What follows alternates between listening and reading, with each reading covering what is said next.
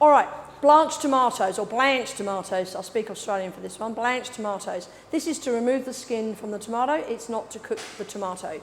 My mum used to do this years ago when she was making curries, and she used to have a measuring jug. She'd put all the tomatoes in, and she'd pour a kettle over it, and they would sit there for 3 hours. And I'd say, Mum, what are you doing? She said, I'm taking the skins off the tomatoes.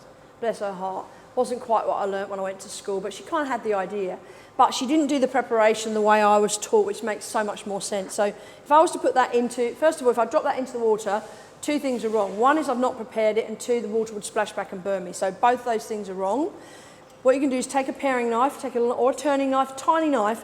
You're going to take away the core from the middle of this. And remember, the core is cylindrical, and it goes down to only about a third of the tomato. So take the knife and go like this, and you're going to take the core out, all right? Just like that.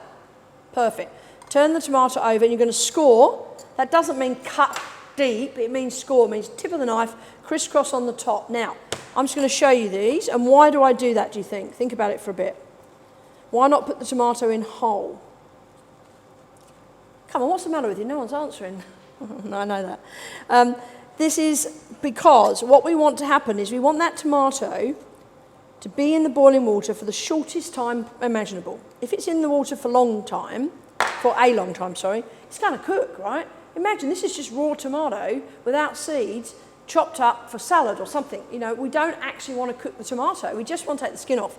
So if you think about it, that goes into the boiling water. Immediately, the hot boiling water plunges itself straight in the middle of the tomato. It goes straight through the top. Boom, the skin bursts, and it's out within seconds. Imagine the tomato without that. It's like this. Check in, cooked. Stupid.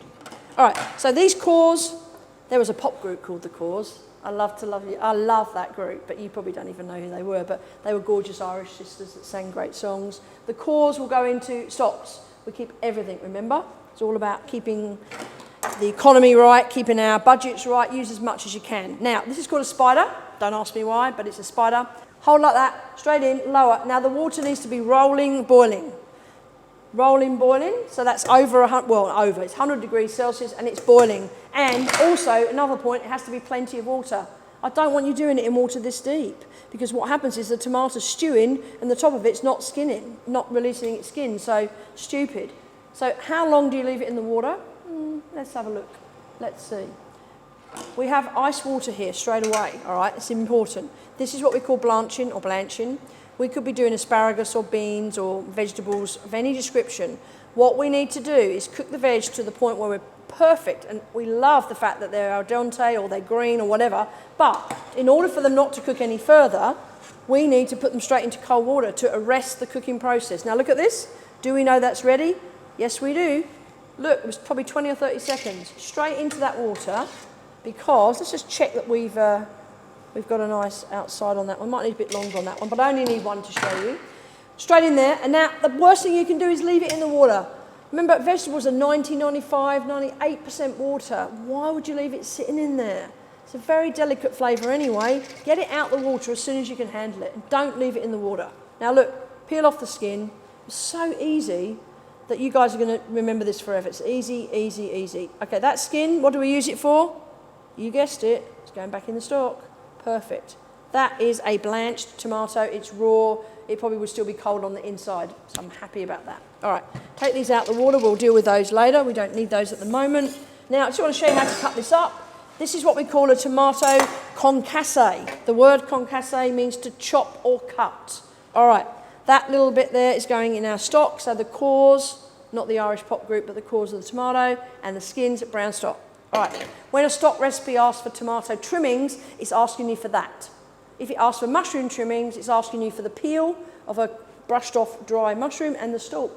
Okay, easy. All right, so we're going to cut this into 4. 1, 2, 3, 4, 2 cuts, and we're going to expose the centre, yeah? Now, when it asks for trimmings, the seeds and the liquid don't go into the stock. Remember that. This would go into the compost. You could use a knife. I was taught not to do that. I was taught just to squeeze it through and get rid of all of the pips and use the whole tomato. In Italy, they would scream at me for doing what the French technique was, which was cutting out this whole centrepiece, like so, and wasting it, scraping out the seeds, and ending up with just a cheek of tomato. Now, you know, you can argue which is best, but I guess it's about what you're preparing it for. If you just want nice tomato diamonds or squares or whatever in a sauce and you don't want to worry about all this centre core because it looks ugly, then use this technique. If it's for an Italian sauce or a pizza sauce, use that. Why would you waste it? It's so good. But we're going to do two different ones, all right? I'm going to show you. All right, so let's forget the Italian ones for now. Let's talk about the French ones, all right? Get rid of any of these pips because they're annoying, aren't they? Get rid of the pips, dry off your knives, get rid of any knives that you're not using, and concasse, to chop or cut.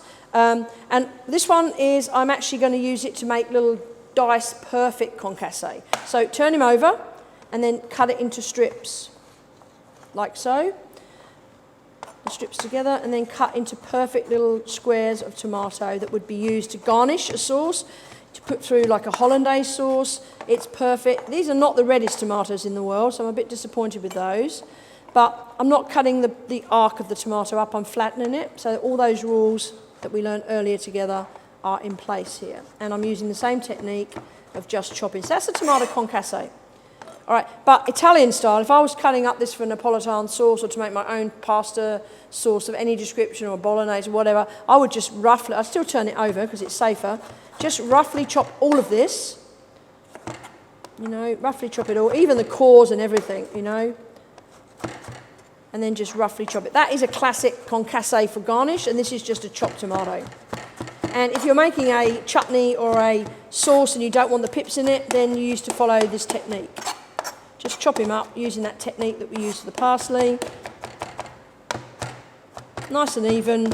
And that would then stew down with a bit of brunoise of onion in butter, a bit of garlic, a stew of tomatoes. It's cooked concasse, this is raw, and a little bouquet garni and some flavouring like bay and thyme. You've got this beautiful cooked tomato stew. That's a concasse. That's a garnished concasse, and that was blanching tomatoes. And this is called a refreshing bowl.